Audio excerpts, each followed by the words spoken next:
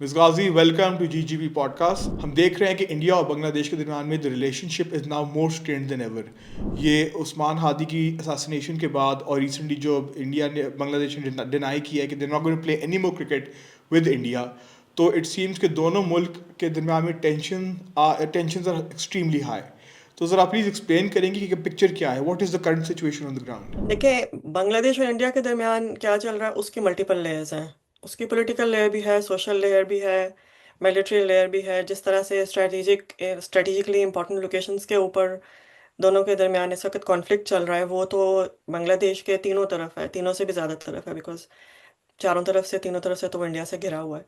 तो हर जगह पे कॉन्फ्लिक्ट तो चल रहा है। लेकिन उस्मान हादी की उसके बाद, शहादत के बाद, जो एक इंटेंसिटी देखने में आई है एंटी इंडिया वहाँ पे सेंटिमेंट्स की, वो बिल्कुल वापस एक साल में जो चीज़ें थोड़ी सी काम डाउन हुई थी, वो बिल्कुल उसी पॉइंट पे पहुंच गई है जहाँ पे जुलाई रेवोल्यूशन के टाइम पे थी, पिछले साल जुलाई में, जिस तरह से हम देख रहे थे सिचुएशन। तो अभी एग्जैक्टली उस्मान हादी के कत्ल के बाद वो तमाम लोग, जो बेसिकली जुलाई रेवोल्यूशन था ही जाहिर है इसीलिए हुआ था कि वो एंटी इंडिया एक तरह से मुहिम थी, इंडिया आउट उसका स्लोगन था जो शुरू हुआ पहले, और फिर आहिस्ता आहिस्ता वो इसमें कन्वर्ट हो गया। So it was all about anti India.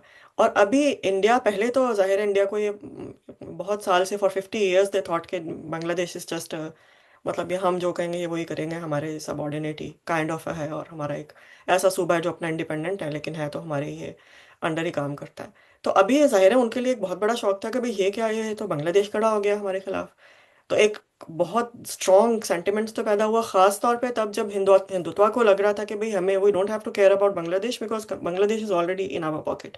So we will just see कि हमने बाकी सबको किस तरह से यहाँ पे टैकल करना है। उस सूरत हाल में बांग्लादेश भी खड़ा हो जाए आपके लिए, जब आप ऑलरेडी इतना एक फीलिंग ऑफ ग्रैंड्योर में है कि जी हम तो we are the ultimate powers, we are the actual inhabitants of the earth, और हिंदुइज्म एंड हिंदुत्व एंड हमारी ही पावर चलेगी हर तरफ। तो ये जाहिर है बड़ा शॉकिंग था, और इसका बड़ा ज़बरदस्त रिएक्शन भी आया फिर इंडिया के अंदर। अभी आप देखें कि वेरी रिसेंटली, अभी एक तो आसाम के अंदर यहाँ पे चल रहे थे प्रोटेस्ट्स, इलीगल उनका नाम लेके, बंगालियों को के ये बंगाली हैं उधर से। हादी की डेथ के बाद आप देख रहे हैं कि जो भी सिचुएशन है इंडिया और बांग्लादेश की क्रिकेट तक वो में वो रिफ्लेक्ट हो रही है। और जिस तरह से किनारे वहाँ पे क्रिकेट ग्राउंड्स में लग रहे हैं, वो मतलब वो बिल्कुल सेल्फ एक्सप्लेनेटरी हैं, उसमें मजीद किसी उसकी गुंजाइश ही नहीं है अभी। और इंडिया के अंदर सूरत हाल ये है, मतलब because they had been trained for last 15-20 years के आपने अपनी नफरत को कंटेन नहीं करना। और ये हिंदुत्व को, ये अब ये एक उनको ये लाइसेंस हासिल है कि you can do what ever, आप अपना हेट्रेड जो है वो जिस मर्जी फॉर्म में एक्सप्रेस करें इंडिया के अंदर, आपको एक मुकम्मल प्रोटेक्शन मिलेगा, लीगल प्रोटेक्शन मिलेगा आपको, और एक सोशल प्रोटेक्शन मिलेगा, आपको कोई प्रॉब्लम नहीं है। This is exactly what we have been seeing. अभी वहाँ पे 19 साल एक जो बंगाली स्पीकिंग लड़का था, यंग लड़का, उसको इन्होंने उड़ीसा में इन्होंने मार मार के मार दिया, स्टिक्स मार मार के। 3 वर्कर्स वहाँ पे गए हुए थे, ये खबर बनी है, जाहिर है इंडिया के अंदर भी बनी है, वहाँ पे भी इस तरह के हलके हैं जो इस बात को गलत समझते हैं, और उनमें भी जाहिर है कि ऐसे ही इंसानियत मौजूद है जिस तरह बाकी कहीं पे भी होती है। And those are the people जिनकी वजह से हम लोगों को ये खबरें मिलती हैं। तो ये बहुत बड़ी बात है कि उड़ीसा में खड़े हुए 3 आपने लोगों को पकड़ा है कि भाई कौन हो तुम, बंगाली बोलते हो, इसका मतलब है तुम इलीगल बांग्लादेशी हो। आपके अपने वेस्ट बंगाल में भी तो सारे बंगाली बोलते हैं ना भाई, और वो वेस्ट बंगाल का ही लड़का थे जो वहां पे गया हुआ था, और आपने उसको पकड़ा सिर्फ इसलिए कि वो बंगाली बोल रहा है। अच्छा, अपने डॉक्यूमेंट्स दिखाओ, इसका मतलब तुम्हारे पास डॉक्यूमेंट्स नहीं है। वो मजदूर तबके का बंदा है, सारा दिन मजदूरी करके आ रहा है, वो कहाँ अपने डॉक्यूमेंट कैरी करेगा? नहीं है, इसका मतलब है कि तुम बांग्लादेशी हो, और इलीगल बांग्लादेशी हो। उन्होंने मार मार के उसको वहां पे मार दिया, खत्म कर दिया, लिंचिंग। और कितनी बड़ी बात है ये, आप ये देखें कि रेशियल प्रोफाइलिंग करके आपने उसकी एथनिसिटी की बेस पे, और एथनिसिटी वो जो आधी आपके पास भी है बंगाली, वेस्ट बंगाल में, आपने उनको मार दिया।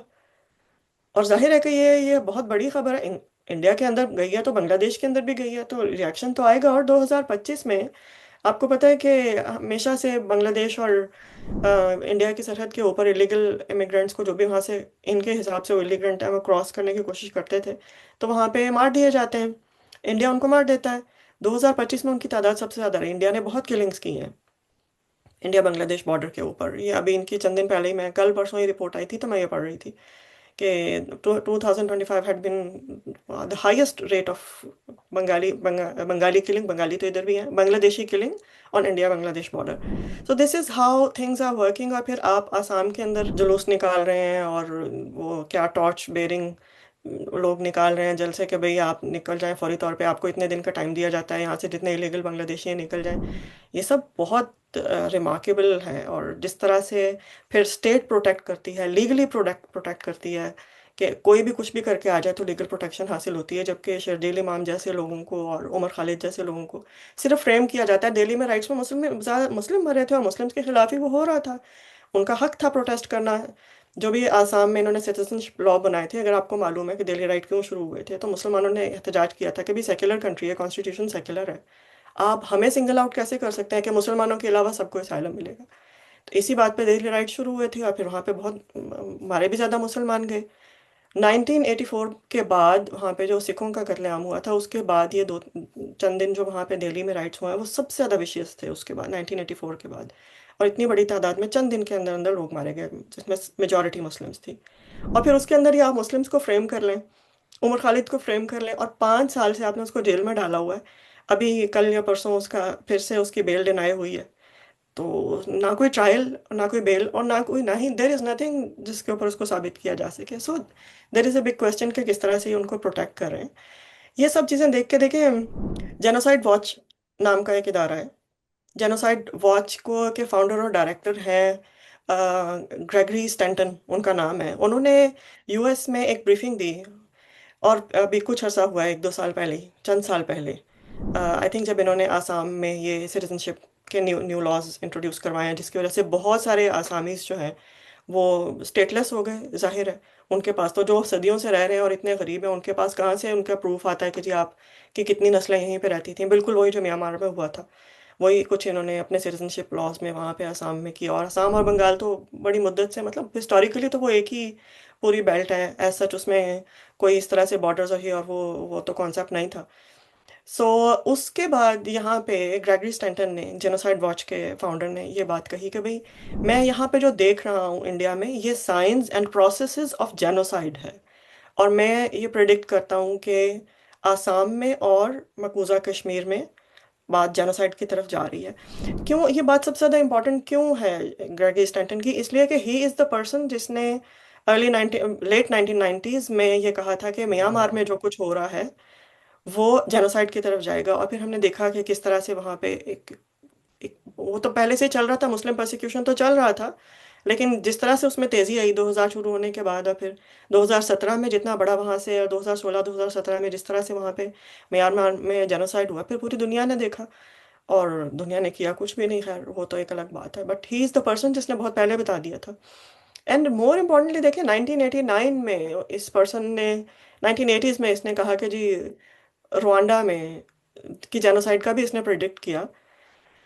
और रुआंडा में जो कुछ हुआ, मतलब कितने लोग वहां पे, और इसने इसने देख के कहा था कि हमें साइंस नजर आ रहे हैं जेनोसाइड के। 8 लाख लोग वहां पे रुआंडा में कत्लेआम हुआ उनका, 8 लाख लोग मारे गए।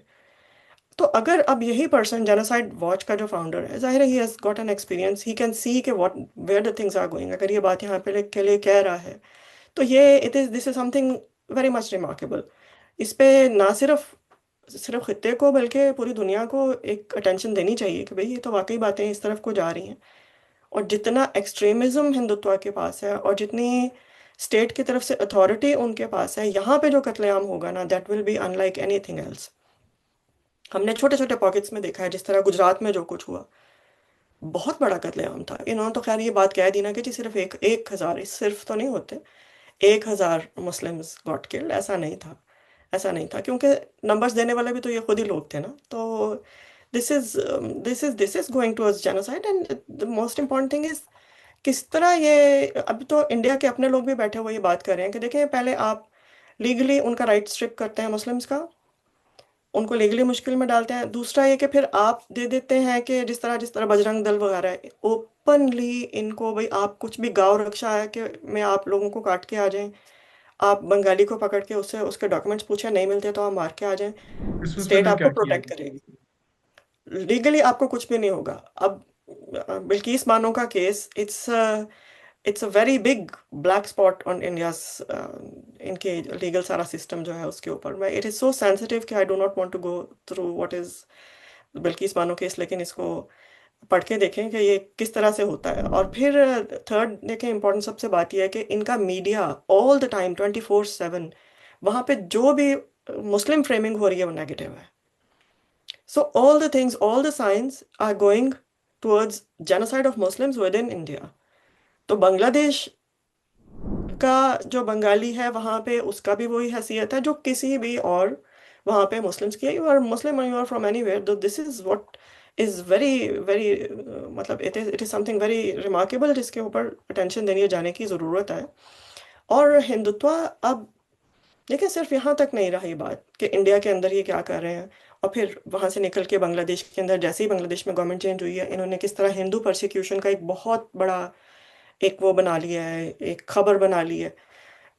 हालांकि वहाँ पे Hindus they are very powerful, they are very influential. इधर इन्होंने हादी को कत्ल किया और उसके साथ ही इन्होंने चंद्रा दास की बात बना ली है कि अगर एक मुसलमान वहाँ पे कत्ल हुआ, इतनी बड़ी बात हुई है, उन्होंने उतनी ही इम्पोर्टेंट खबर चंद्रा दास की कत्ल की बना लीजिए कि एक हिंदू भी वहाँ पे बांग्लादेश के अंदर मारा गया। So they are, this is how they are playing it. And it is not, as I said earlier, कि this is not just, India is not just going towards a genocide within India. The Hindutva is facilitating genocide of Muslims India से बाहर भी बहुत सारी जगहों पे। It is a transnational extremism जो है, ये इनका सारा जिस तरह से द वे इट वर्क्स। और मैं ये बात सोच रही थी कि देखें, this is how I feel, कि हम जिस तरह अभी चंद दिन पहले I was listening to an Indian gentleman, और वो वहाँ पे अपने ही न्यूज़पेपर के न्यूज़ चैनल के ऊपर एक के ऊपर ये बात कह रहा था कि देखें, मुस्लिम्स ने पब्लिक स्पेसेस छोड़ने शुरू कर दिए हैं। जिस तरह से उनकी फ्रेमिंग हुई है, they do not feel comfortable, they do not जाहिर feel kind of an ownership in India, they do not feel comfortable in being in the public spaces. उन्होंने वो छोड़नी शुरू कर दी। And I was just feeling realized कि this is what happened in UK as well, not just there. ये UK, Europe वगैरह के अंदर इस्लामोफोबिया की बड़ी शदीद एक लहर फैली, और वेरी इंटरेस्टिंगली यहाँ पे भी इसमें नोबडी वुड बिलीव कि इसमें इंडिया में बैठे हुए जो एक्सट्रीमिस्ट हिंदुत्व सारा फैक्टर है उसका हाथ था। हाउ इट बिल्कुल। वर्क्स, जैसे मैंने आपको कहा कि ये एक ट्रांसनेशनल एक बन गया हुआ है ट्रेंड, खबर वहां से जनरेट होती है। एंड इमेजिन के 1.9 मिलियन इंडियंस जो हैं they live in UK, 1.9 million. तो अब वहां से आप ये देखें कि किस तरह से ये चीज़ें इस्तेमाल होती हैं वहां से उठा के। तो 1.9 मिलियन का अगर आधा भी उनका प्रोपोर्शन इन चीज़ों को यहाँ पे एम्पलीफाई कर रहा है, तो हाउ इट वर्क्स। यहाँ पे साउथहैम्पटन में एक अटैक हुआ, एक बच्चियों के एक छोटे से वीकेंड के उसके ऊपर चल रहा था, क्लास चल रही थी पहले की, और वहाँ पे अटैक हुआ। और वहाँ पे very, it was a very sad incident कि वहाँ पे उनको खंजर के वार किया और उनकी बच्चियाँ सर्वाइव नहीं की। तो उसके बाद यहाँ पे एंटी मुस्लिम सेंटिमेंट जो फैला है सड़कों के ऊपर के मतलब मुस्लिम्स लिटरली उन्होंने पब्लिक स्पेसेस छोड़ के उधर रिट्रीट कर गए। और इंडिया का बाद में पता चला कि ये सारा जो गलत खबर फैलाई गई थी, इनको मुस्लिम्स के साथ टैग किया गया था, उसमें बहुत बड़ा रोल हिंदुत्व का था। उन्होंने खबर चलाई कि भाई ये तो मुसलमान था, माइग्रेंट था, हालांकि वो यहाँ का ही पैदा हुआ था, ठीक है, नामीबिया का था वो, और वो मुस्लिम भी नहीं था। ये बाद में पता चला जब सारा डैमेज हो गया हुआ था, जब मुसलमानों के जो होटल्स वगैरह थे उन पे अटैक हो चुके थे, मुस्लिम्स पे अटैक हो चुके थे, ये उसके बाद पता चला। लेकिन पता चला कि ये तो वहां से सारी आ रही है, इंडिया से आ रहा है जो यहाँ पे फैलाया गया। और फिर यहाँ पे लेस्टर में, ये तो इसको यही नाम देते हैं कि मुस्लिम, हिंदू मुस्लिम राइट्स इन लेस्टर, लेकिन ऐसा नहीं था। उनकी बसें भर के आई थी हिंदुत्व के लोगों की लेस्टर में, जिन्होंने आके मुसलमानों के ऊपर अटैक किया। एक ग्लोबल रिस्क रिपोर्ट पिछले कुछ अर्से पहले 2024 में आई थी, वर्ल्ड इकोनॉमिक फोरम की, और उसमें इन्होंने सारा डाटा इकट्ठा करने के बाद इसमें उन्होंने बताया था कि देखें जी किस तरह से हिंदुत्व इज ऑपरेटिंग ट्रांसनेशनल। इसमें जो भी ये कम्युनल आपस में एक सारी हेट्रेड है उसके अंदर किस तरह से प्रोवोक कर रहा है, और उन्होंने ये बताया कि किस तरह से इंडिया से जनरेट होती है और बात, और वो फैलती है, और फिर वो लेस्टर के राइट्स तक आती है। और उन्होंने अपने इसमें रिपोर्ट में ये साबित किया कि देखें जो ऑनलाइन है ना, ये सारा हेट्रेड फैलाया जा रहा है, ये इवेंचुअली फिजिकल हेट्रेड में तब्दील हो रहा है और सड़कों पे नजर आ रहा है, just as we saw in Leicester as well. So this is what is happening and then I again, मैं हमेशा ये बात कोट करती हूँ कायद आज़म की. ये बात बड़ी मुझे इंपॉर्टेंट लगती है जो उन्होंने कही थी कि अगर पाकिस्तान ना बना तो यहाँ पे मुस्लिम्स का बिल्कुल वही अंजाम होगा जो स्पेन में हुआ था. This is kind of not exactly these words but this is the clear message that he give कि स्पेन में जो मुसलमानों के साथ हुआ था वो यहाँ पे भी यही होगा. और चीज़ें उसी तरफ जा रही हैं जिस तरह वहाँ पे उन्होंने पहले उनको बिल्कुल वाइप आउट किया, फिर वहाँ से उनको निकाला, फिर जो बच गए थे उनकी आइडेंटिटी चेंज की. ठीक है ना, उनको इतना मजबूर कर दिया गया कि वो अपनी शनाख्त को गिव अप कर दें. बिल्कुल यही कुछ यहाँ पे भी हो रहा है. इंडिया के अंदर भी हमने 1947 में कितना बड़ा एग्जोडस देखा. वहाँ से पंजाब के बहुत सारे लोग जो वहाँ से हिजरत करके आए थे, उनमें से बहुत सारे लोग तो अभी नहीं आना चाहते थे. वो तो लास्ट मिनट के ऊपर जब उनके ऊपर अटैक हुआ है, they left everything and they rain for their life. और फिर दो दो तीन तीन महीने सफ़र करके वो पाकिस्तान पहुंचे. तो ऐसा नहीं था कि सब लोग जो है वो बिल्कुल तैयारी करके भी हम हिजरत कर रहे हैं, ऐसा नहीं था. उनको भी मजबूर किया गया था और हमने ये देखा ये सब कुछ हुआ. तो जिसमें आई वॉज जस्ट थिंकिंग कि अभी ये जनवरी है और January is a very sad month for Muslim उम्मा के, जब 800 साल की हुकूमत स्पेन में मुसलमानों की फाइनली जाके ख़त्म हुई 2 जनवरी को, जब इन्होंने अपना लास्ट स्पॉट जो गरनाता में इन्होंने अपना आखिरी एक मुस्लिम वो बनाया हुआ था, एक जजीरा बना के बैठे हुए थे. तो 2 जनवरी था जब उसने उसकी अलहमरा की जो चाबियां हैं वो हवाले की थी फर्डिनेंड के और इजाबेला के.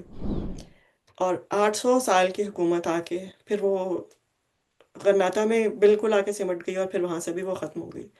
तो आई वॉज जस्ट थिंकिंग कि देखें तारीख अपने आप को दोहराती है. मुझे नहीं पता कि वो दिल्ली था जो गरनाता था जहाँ पे आखिर में आके सिमट गई थी हुकूमत, या फिर हम ये गरनाता लेके बैठे हुए हैं जो पाकिस्तान है. This is very big question for historians कि हमने वो एक खित्ते को संभाल के रखा हुआ है जहाँ पे मुस्लिम आइडेंटिटी जिंदा है, जहाँ पे मुस्लिम एग्जिस्टेंस जिंदा है, जहाँ पे हम अपने being a Muslim we have a right कि हम अपनी मर्जी से जिंदा रह सकें और हमें इसमें कोई किसी से डरने की ज़रूरत नहीं है. तो पूरे सब कॉन्टिनेंट के अंदर देखें कि एक छोटा सा गरनाता हम लेके बैठे हुए हैं. How important Pakistan is. Pakistan ने पाकिस्तान इतना इम्पोर्टेंट है. जिस तरह अब आप देखें यूके में, यूरोप में, हर जगह के ऊपर इस्लामोफोबिया है.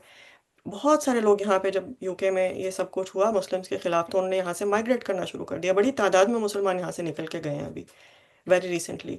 इंडिया में आप मुसलमानों का हाल देख लें, आप हर जगह पे देख लें, जहाँ जहाँ पे हिंदुत्व के असर के तहत इस्लामोफोबिया फैल रहा है और फार राइट यहाँ का जो एक्सट्रीमिस्टिक तबका है क्रिश्चियंस का, वो इनके साथ कोलैबोरेट कर रहा है.